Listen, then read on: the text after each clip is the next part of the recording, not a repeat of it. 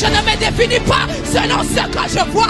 Je me définis selon ce que j'entends. Et ce que j'entends, c'est la parole de Dieu. Qu'est-ce que la parole de Dieu dit à mon sujet? La parole de Dieu dit, je suis riche.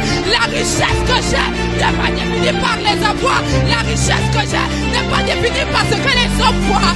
Ma richesse est définie par Dieu lui-même.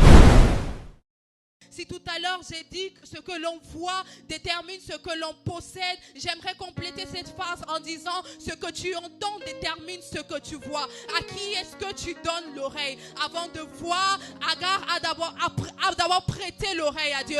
Ce que j'aime avec la Bible, c'est que je crois que la Bible est un livre assez précis. La Bible ne me dit pas que Dieu créa un puits pour Agar.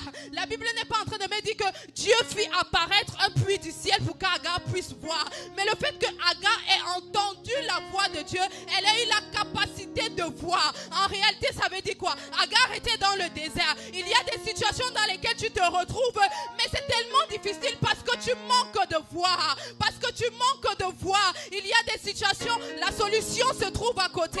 Le fait que Agar ait prêté l'oreille à Dieu, Dieu ouvrit ses yeux. Dieu ouvrit ses yeux. Si Ève avait choisi de prêter l'oreille au serpent, le serpent l'a conduit à sa perte. Mais Agar, lorsqu'elle a choisi de prêter l'oreille à Dieu, cela a conduit à ce que son fils et elle puissent être sauvés. Ce que tu entends détermine ce que tu vois. Et ce que tu vois, tu le possèdes. Ce que tu vois, tu le possèdes. Ce que tu vois, tu le possèdes.